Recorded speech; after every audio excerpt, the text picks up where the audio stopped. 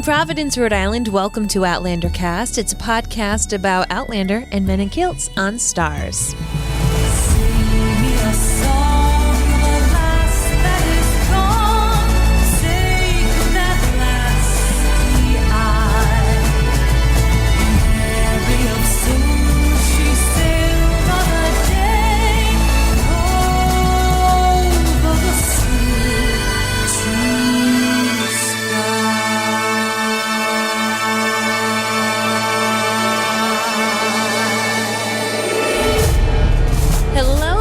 Welcome back. My name is Mary Larson. My name is Blake, and I'm not sure if I'm comfortable with getting hugs that last more than 10 seconds at most. But I feel like if they're by Gary, they're magical, because I feel like Graham has said the same. You know what I mean? I feel like he's not a really, really big, long-time hugger. Mm-hmm. But with Gary, it's this magical little moment where you're like, I could do this all day. It's like you're just being embraced and squeezed and simultaneously rubbed. Mm-hmm. And like, you know how some people just shake your hand for too long?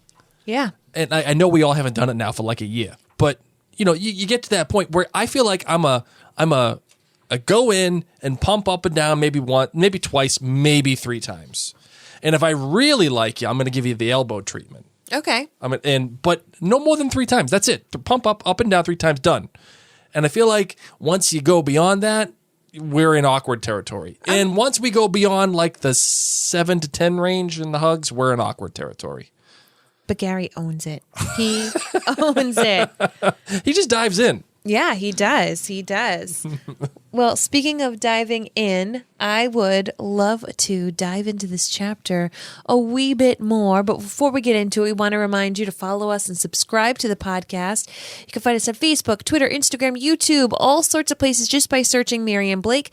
Don't forget, of course, that this is all brought to you thanks to our friends in our beloved community at jointhenerdclan.com, where you can become an official Nerd Clan member and get all the bonuses and benefits like bonus episodes, premium podcasts like our Keep Calm and Crown On podcast. Of course, they voted on our next big podcast, which is going to be The Last Kingdom. And we also have our book clubs, one for Outlander series that Blake is doing and one for Bridgerton that I am doing. So jointhenerdclan.com. And on that note, let's get into the show.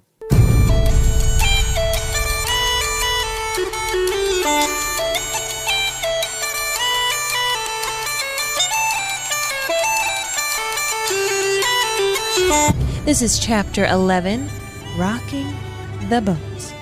The stag was transported up from the south of Scotland to the Highlands and looked remarkable in the grounds of Ron Moore's ancient lodgings. Ron loved the whole evening of festivities, with guests being able to experience falconry and blend their own bottle of whiskey.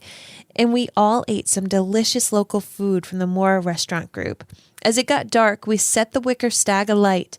I think the Americans were bemused and slightly terrified that these mad Scots were burning something so beautiful.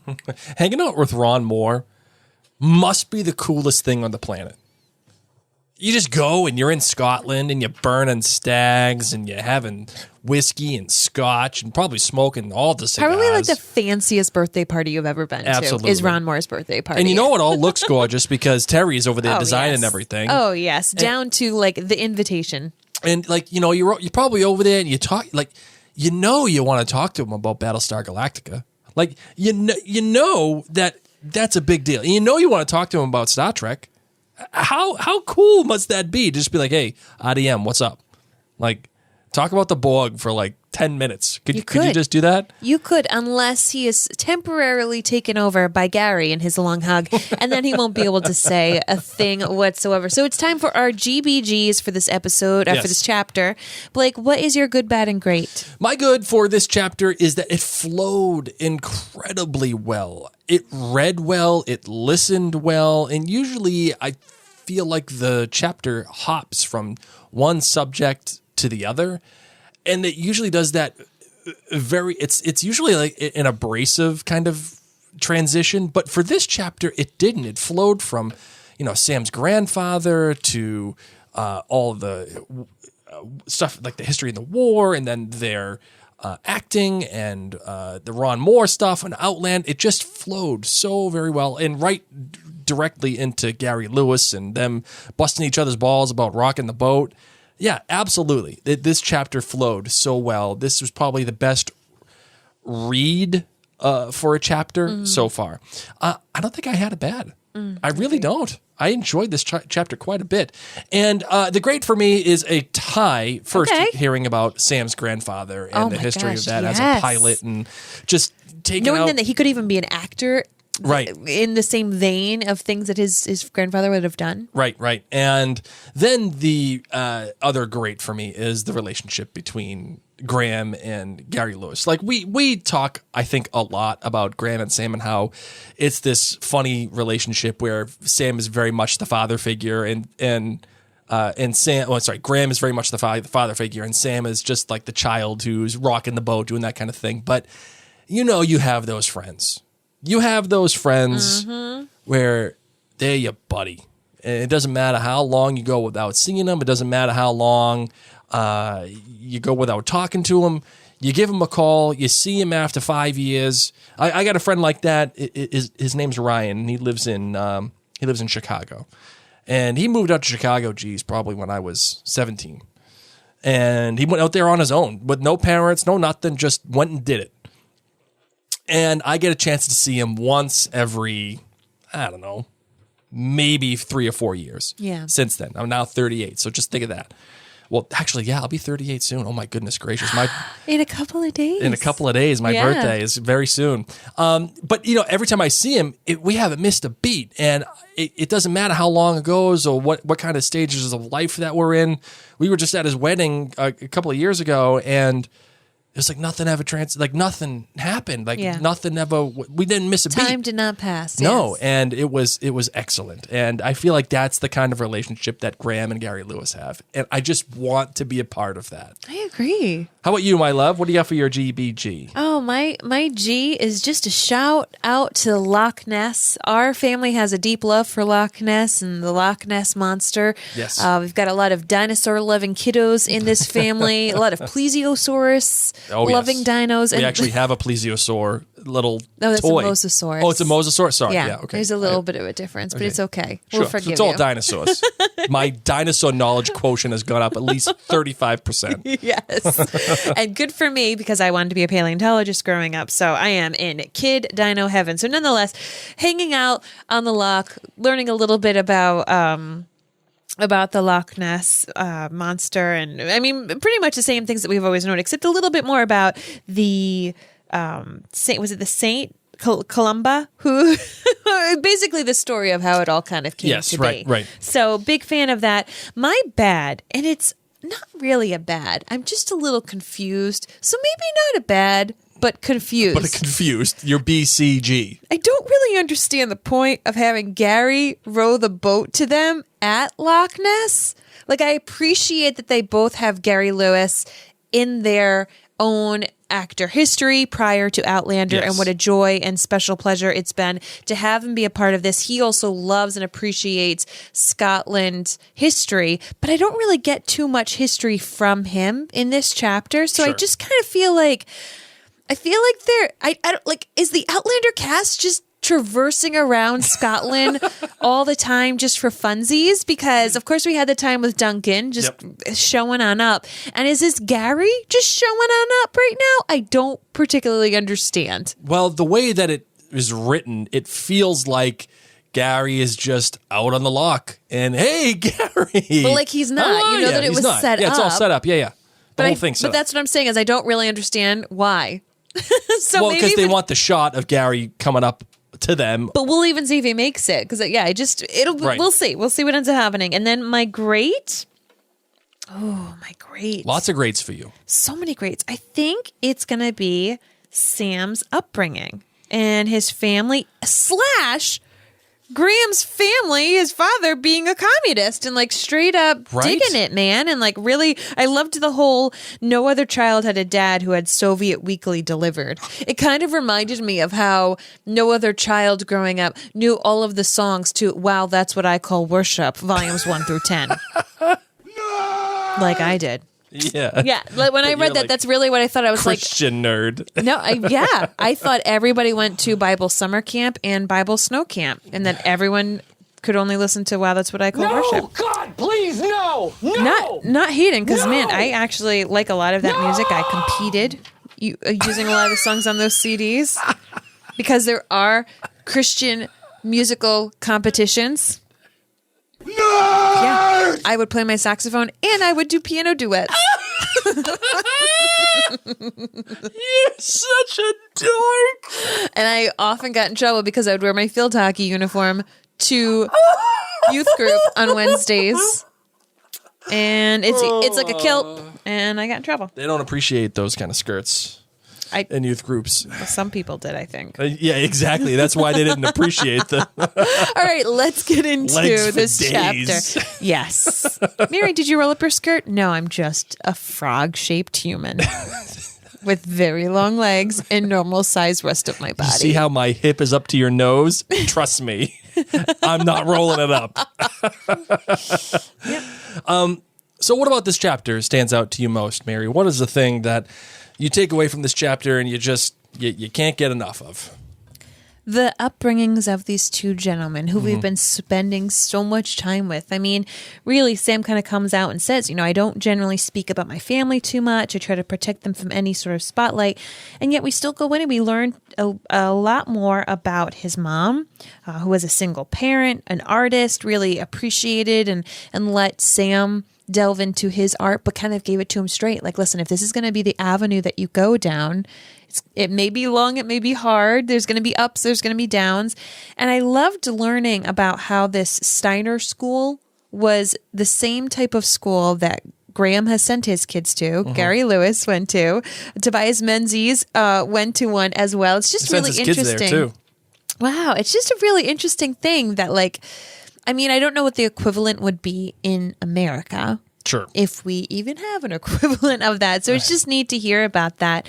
But, you really don't hear too awfully much about Sam's family, and I appreciate that he tries to keep them out of the spotlight. I'm sad that she's never been able to go to any of these premieres in LA or New York, though. You would have thought that he would have taken his mom to one. Yeah, I wonder if that's by design, though. I wonder if that's on purpose, right? Like, don't worry about it, Mom. Like, maybe one day you can come, and when it's not, bananas crazy.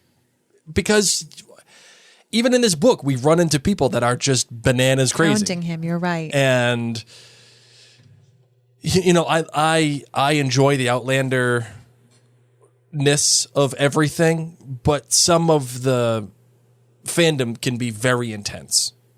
And, we're just podcasters about Outlander. Sadly, that's true for any large fandom. Oh, sure. Yeah, People just take it to the extreme. And I hear what you're saying. He just wants to be protecting his mom. What I mean by we're just podcasters, I meant we're only podcasting about the show, and some of the people are very intense with us. And I'm hey, what do I care, dude? I'll go right back at you. But for someone like Sam, he's a big deal, and he can't go back at you like that. He can't go back at you like I can. And I'm just a jabroni. This is Sam Hewen, the face of Outlander and Scotland and the whole thing, and King of Men. And you can only imagine what that must be like for him.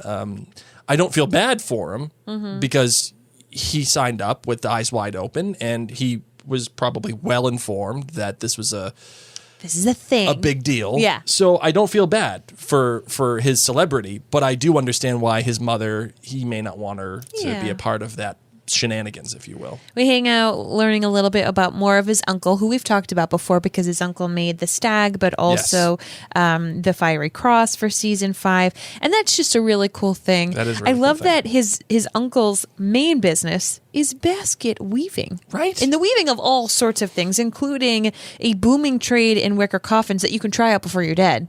Because, that's useful. Yeah.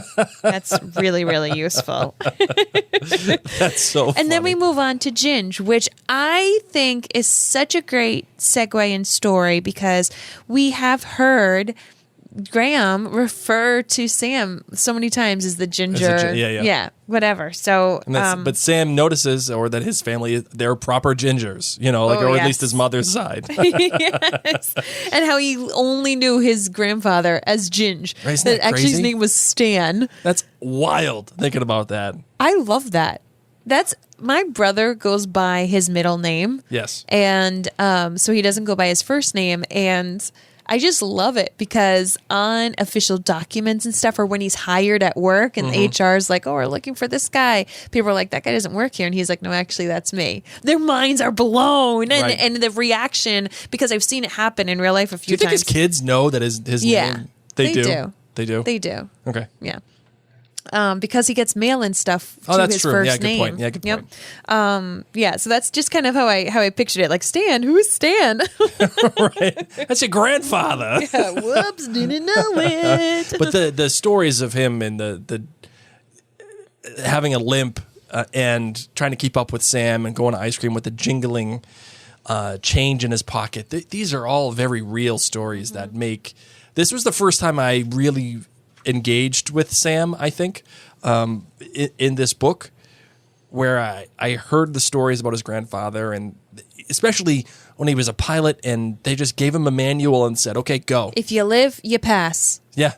Like, if you don't crash the plane, here you go. You're a pilot. You're in the RAF.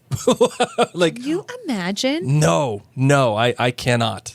I cannot. What a waste of money also. Like, waste of lives, waste of limbs, waste of money. And Sam even having the experience of getting behind one of these planes and doing shoots. And imagine being 22 and it is 1939.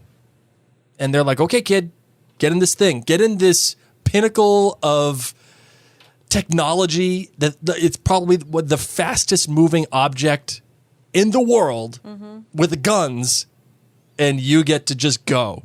No, I cannot imagine what that must be like. And of course, this film, First Light, that Sam was in, where he was it was the true story of the Spitfire pilot, is where he actually met Gary Lewis, which was really cool.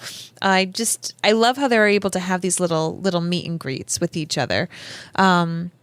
And then, of course, sadly, we go into the sad story that Sam was away when his grandfather passed. Yeah, right. I didn't even really fully understand what happened to Sam. He was off backpacking, I think, in Europe. And why did they not like the lion? A stuffed lion?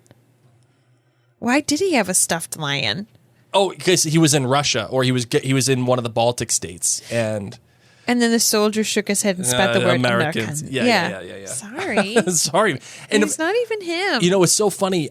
I was listening to this and I was thinking, of course, Sam would go backpacking through Europe before college. Of course he would. What a bro. But like I bet that's a thing a lot of people do over there because it is so close. I mean, I know several individuals who chose to do that and they're Americans. So well, that's what I mean. Like it's just one of those things where you hear that and you feel like it's a movie.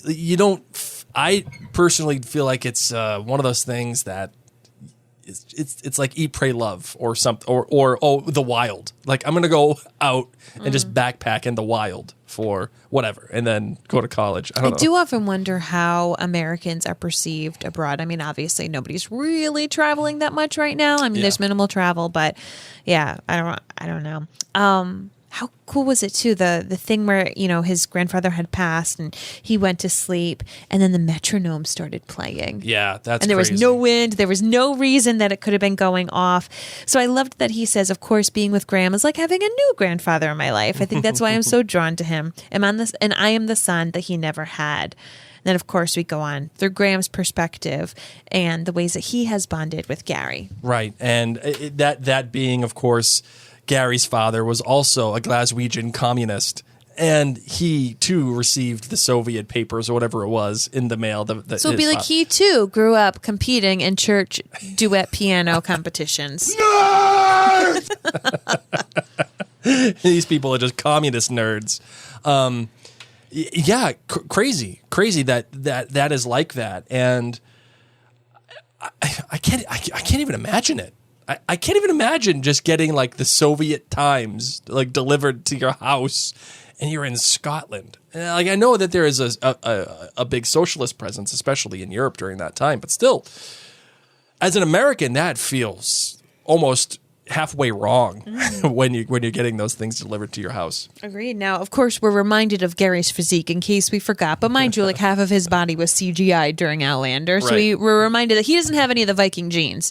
The genes that my family got in Scotland, Gary does not have them. I gotta tell you, I get so upset because a lot of my family on my father's side has like this darker Scottish skin, like they tan really nicely. Sure. You did not get that. No, doesn't happen to me. And I hate it because like my cousin's always like, we're so lucky we got the tanning Scots skin. And I'm like, what are you talking about? Get out of here. And then I look at my brother who looks like he's Greek. That's true. He does. Right? If I had to peg him as something, it'd be Greek or Italian. Yeah. And not like Northern Italian. I mean like Southern Italian. And you look at me and you're like, oh, she's Celtic. Yeah. That is all British Isles. yes. Goodness me. So probably with some Viking thrown in there. Yes. So Gary, on the other hand, he's got the short legs, a longer trunk, good for traversing the heather like a kilted goat, Graham says. And this is where he goes and says, I don't know anyone who doesn't love Gary. And Gary was originally a school teacher. Yeah, that he came into acting late. How crazy is that? So cool. And also, the fact that Gary had to wear these inserts in his shoes to make his legs bow out so that when he walked in Outlander. I have no pity. Do you know what women wear? Oh, no. I don't have any pity for it, but it's one of those interesting facts that I totally did not know. And even though you don't have pity, men are not used to wearing shoes like that. So when Graham says, yeah, Gary didn't complain at all. Didn't say one word. Just kept doing it and was fine. Well, he didn't walk that much. Yeah, half the time he was sitting down with a blanket over his legs. Probably kicked him off. That's what I do when I'm sitting down. I kick off my high heels. I know what Gary did under that table. Get out of here, Gary. Not some giant tough guy. And how cute that he would always try to make Gary laugh. And generally... with graphic descriptions of depraved sexual imaginings involving him and some farmyard animal in the castle. We have a saying, obviously, if you've been listening to the Men in Kilts podcast, it's Sam and Graham, guys being dudes. By the way, get your guys being dudes shirt at the Mary and Blake store. This is absolutely guys being dudes, trying to make each other about depraved sexual acts. With animals. With animals. That is... totally something guys are doing. If I really did have a bad, it would have been that these guys didn't have a proper send-off on the set of Outlander. How incredibly sad that usually this is a big thing and people come on in and make sure that they applause, and it just kind of like ended.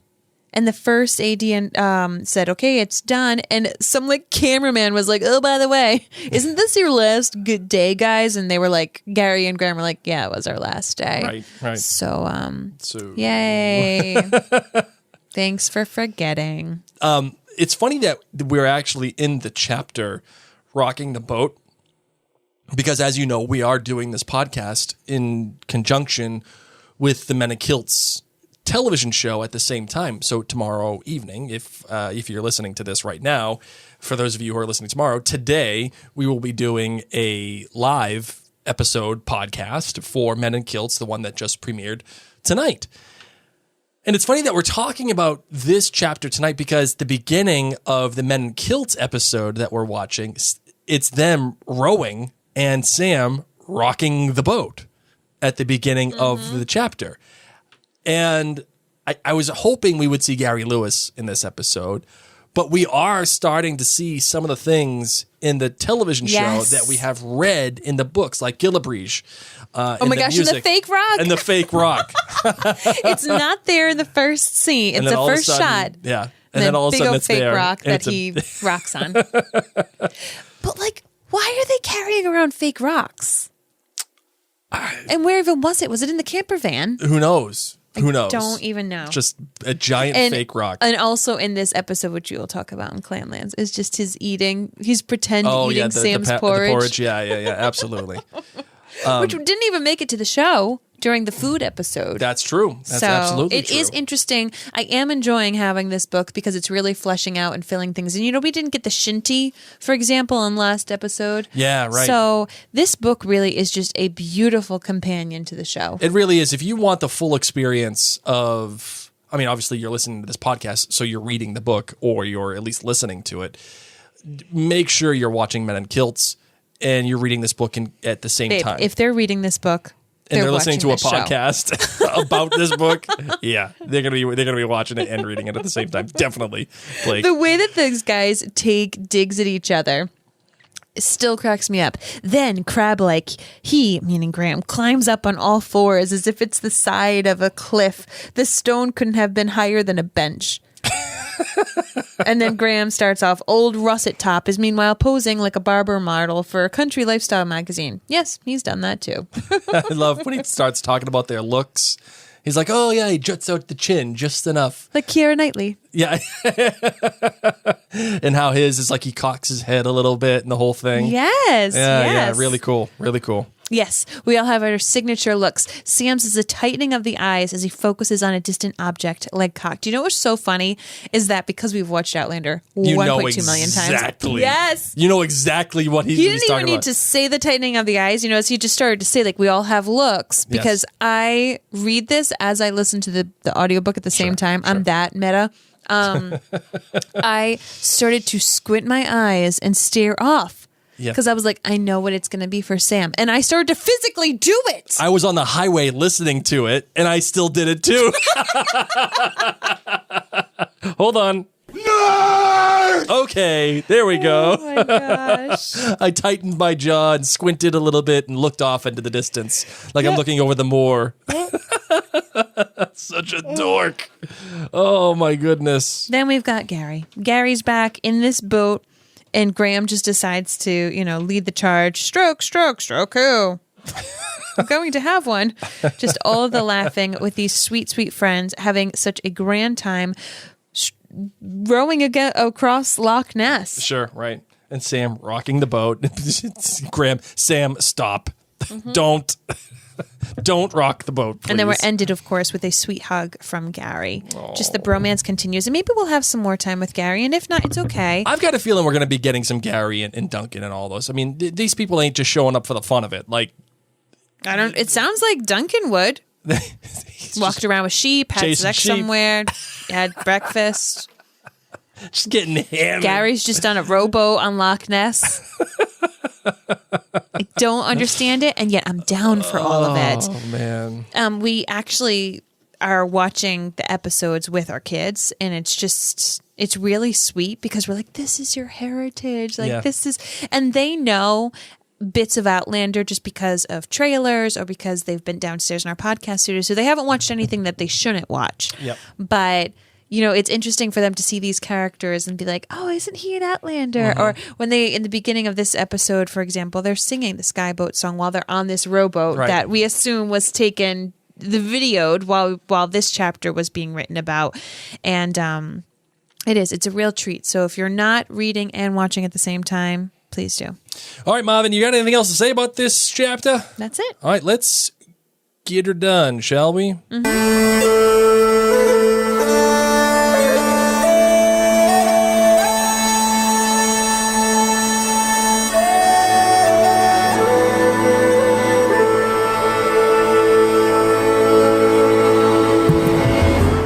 Ever so much for going through Clanlands and Men in Kilts with us. This is bringing us such a smile, and I hope that it's bringing a huge smile to you too. I hope that you, while you listen to the audiobook, you're trying to mimic Sam Hewen's face, because we know we're not alone. Come on, you know you are. Yeah, you know you did. Just don't message us. Yeah, don't even fool us. Just message us saying, I made the face too. Yeah. We'll know what that means. Oh, on any of the social media, just put I made the face too. Of course you did. You're all nerds. You know you did. Now, speaking of nerds, We would love to invite you to our closed Facebook community, the Maryanne Blake Facebook community. You could just search the hashtags. No, just search Maryanne Blake. Yeah, it'll be the group that you see. In there, we talk about Clanlands and Men in Kilts and Outlander and This Is Us and Bridgerton and all sorts of fandoms and shows that we love. And it's a really, really fun community. So if you're not there yet, it's completely free on Facebook. Just search Maryanne Blake and request to join the group. Yeah, it's a place that you definitely want to be into, especially if, again, as Mary said, you love all these things. But the community aspect of it is where people, it's, you know what? We were talking about how guys being dudes. It's just nerds being nerds. Just love it. And open and honest and free-flowing about the stuff that they love. It is such a great community because you get a chance to explore and expand your horizons and listen to people who love these specific things. Mm-hmm. And I think that's a major reason why we created the Maryanne Blake Facebook group, because it isn't dedicated to just Clanlands or Outlander or it's dedicated to all the things we all love together. And if you love one thing, go in there and talk about it. I agree. And hopefully someone loves it too, and you guys can kibitz and maybe meet up in California or something. Maybe you can be the next Sam and Graham and have a dram together someday. Absolutely. And you'll find some guy who wants to come up there and awkwardly hug you for more than 10 seconds. It may be me. With legs for days. Your nose may be at Mary's hip, but you'll have a hug. But you will be hugged immensely. Well, on that note, my friends, my name is Mary. My name is Blake. And you've been listening to Outlander Cast.